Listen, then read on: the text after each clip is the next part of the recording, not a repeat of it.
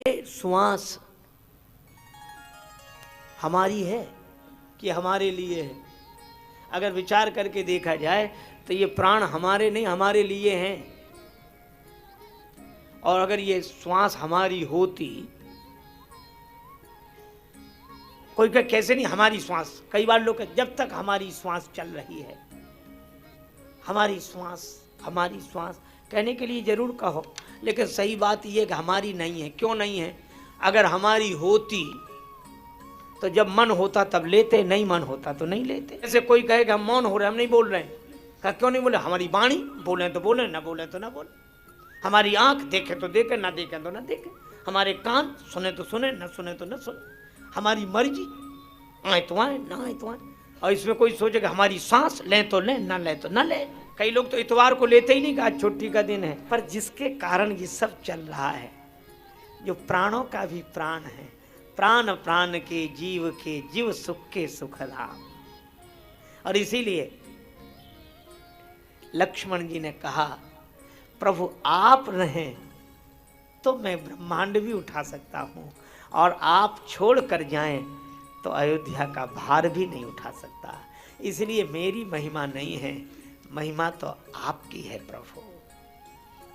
भगवान ने कहा अच्छा ठीक, मैं समझ गया, तुमसे राज्य का भार नहीं बनेगा ना, बड़ों की बातें हैं, तुम बालक हो। हाँ प्रभु। तो राम जी ने कहा एक बात है, सेवा कर लोगे? तो लक्ष्मण जी ने सोचा आप संग ले जा रहे हैं, इसलिए सेवा की बात कह रहे हैं। करने लगे प्रभु, हाँ सेवा तो जो बनेगी सो करेंगे, पर क्या तो सो सेवा करेंगे। राम जी बोले तो यहीं रहकर गुरु जी की, पिताजी की, माता जी की सेवा करो। लक्ष्मण जी ने कहा फिर वहीं के वहीं रह गए। लक्ष्मण जी ने कहा कि प्रभु मैं सेवा तो जरूर करता, लेकिन एक बात है। क्या? गुरु जी को जानता हूं, ना पिताजी को जानता हूं, ना माता जी को जानता हूं। देखो, लेकिन लक्ष्मण जी बड़ी सुंदर बात कहते हैं। ये नहीं कहते कि मैं गुरु जी को नहीं मानता। कई भगवान को मानने वाले ऐसे भी मिलेंगे आपको जो किसी को मानते ही नहीं। अरे भगवान को मानने का ये मतलब है कि माता जी को मत मानो, पिताजी को मत मानो। भगवान यही आज्ञा देते हैं, माता को मानो, पिता को मानो, गुरुजनों को मानो। वेद भगवान कहते हैं मातृ देवो भव, पितृ देवो भव, आचार्य देवो भव। लेकिन लक्ष्मण जी जो कहते हैं वह बात अलग है। वे यह नहीं कहते कि मैं गुरु जी को नहीं मानता, और माता जी को नहीं मानता, और पिताजी को नहीं मानता। लक्ष्मण जी कहते मैं जानता ही नहीं। और बात सही है, दुधमुआ बालक जानता ही नहीं। लक्ष्मण जी न गुरु जी को जानते न पिता। वो कहते अगर हम जानेंगे तो जरूर मानेंगे, पर पहले जाने तो।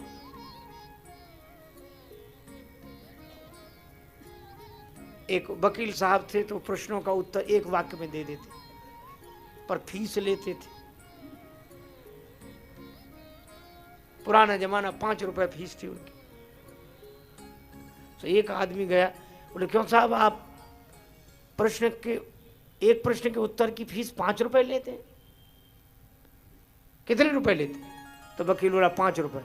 अच्छा, तो अब हम जो प्रश्न पूछ रहे हैं उसका उत्तर दो। वो बोला पहले 5 रुपए निकालो, एक तो पूछ चुके, तो फीस कितनी लेते हो वो दे।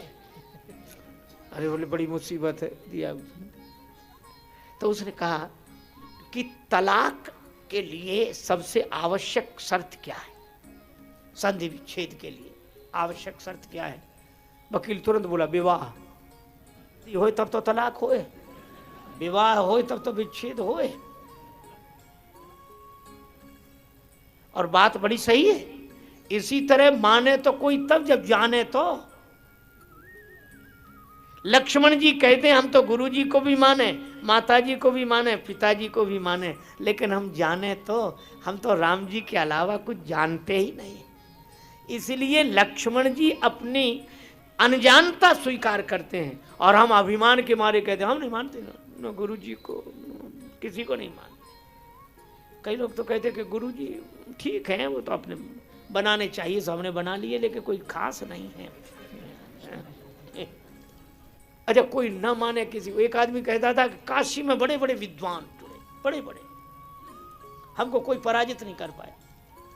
तो एक ने कहा कि तू क्या जानता है, बिना पढ़ा लिखा ना समझ आदमी, और तुझे कोई हरा नहीं पाए काशी में, बड़े बड़े विद्वान खंडन नहीं कर पाए तुम्हारा। क्या बोला? बोले नहीं कोई नहीं हरा पाया। कहा क्यों नहीं हरा पाया? बोले हमने किसी की मानी ही नहीं। ना माने तो इस, पर लक्ष्मण जी नहीं मानने वाले नहीं, नहीं जानने वाले। मैं आपके अलावा किसी को नहीं जानता प्रभु। भगवान ने कहा अच्छा ठीक है,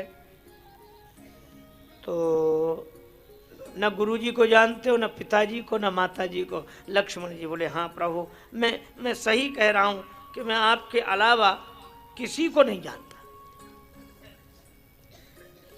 राम जी ने कहा बड़ी खुशी हुई, तब तो तुम्हें जरूर साथ ले चलूंगा, लेकिन एक काम करो। क्या? हमारे साथ चलना है तो एक काम करना पड़ेगा। क्या? माताजी से आशीर्वाद ले आओ, आज्ञा ले आओ। मांगो विदा मातु सन जाई, आवो बेग चलो बन। लक्ष्मण जी ने सुमित्रा माता के चरणों में प्रणाम किया, लेकिन मन रघुनंदन जानकी साथ सीताराम जी के पास। लेकिन जैसे ही लक्ष्मण जी माता जी से आज्ञा लेने गए तो राम जी ने श्री सीता जी से कहा किशोरी जी देखा, अभी लक्ष्मण जी कह रहे थे कि हम आपके अलावा किसी को नहीं जानते, और जब कहा कि जाओ माता जी से आज्ञा ले आओ तो लेने चले गए। इसका मतलब है कि जानते हैं। ये तो बात सही नहीं है कि नहीं जानते। नहीं जानते तो जाते कैसे? गए हैं इसका मतलब जानते हैं। ये वैसी बात हुई, एक वृद्धा माता तांगे में बैठी, उसका पौत्र उसके साथ, और भी सवारियां थी। तांगे का बैलेंस बिगड़ा, बुढ़िया गिर पड़ी, गिर गई सो बेहोश हो गई, मूर्छित। अब सभी सवारियां बेचारी वृद्धा माता बेहोश हो गई। कोई जल के छींटे दे रहा था, कोई किसी ने कहा कि डॉक्टर पास में है बुला लो, किसी ने कहा कि गांव में वैद्य जी रहते होंगे उनको बुला लो, कोई कहे दवा लाओ, कोई कुछ कहे। एक ने कहा कि मिर्गी का दौरा तो नहीं है, जूता सुखाओ। अब जिसकी जैसी समझ हो मूर्छा दूर करने के उपाय बतावें। और बुढ़िया के साथ जो उसका पौत्र था वो बार बार कहे आधा किलो गरम गरम जलेबी ले आओ और इसके मुंह में रस गिराओ, जलेबी खिलाओ, अभी ठीक होती। लेकिन लोग है पागल, वो मूर्छित पड़ी है, तू जलेबी की कह रहा है। उसकी कोई सुने नहीं। लोग कहें डॉक्टर की, वैद्य की, दवा की, हकीम की, और वो कहे आधा सेर जलेबी ले आओ, आधा किलो जलेबी ले आओ। तो जब उसकी किसी ने नहीं सुनी तो जो बुढ़िया बेहोश पड़ी थी वही आंख बंद किए बोल पड़ी। सब अपनी अपनी कह रहे हैं, उस बेचारे लड़के की कोई नहीं सुन रहा है। अगर वो सुन रही है, बोल रही है तो बेहोशी झूठी है, तो बोले कैसे? और बोल रही तो बेहोश कैसी? अगर लक्ष्मण जी नहीं जानते तो गए कैसे? श्री सीता जी ने कहा कि प्रभु लक्ष्मण जी आ जाएं तब उनसे ही पूछ लेना। अब उनकी बात का उत्तर हम कैसे दें? अच्छा ठीक है। भगवान ने कहा लक्ष्मण जी आ जाएंगे तब पूछेंगे। और लक्ष्मण जी पहुंचे सुमित्रा माता के पास, उदास थे। माता ने पूछा लक्ष्मण उदास दिख रहे हो, क्या बात है? श्री लक्ष्मण जी ने कहा मैया भगवान श्री सीताराम जी वन को जा रहे। सुमित्रा जी बोली वन को? हाँ मां। मैंने कहा कि मुझे भी साथ ले चलो, तो उन्होंने कहा कि यहीं रहकर गुरुजी की, पिताजी की, माताजी की सेवा करो।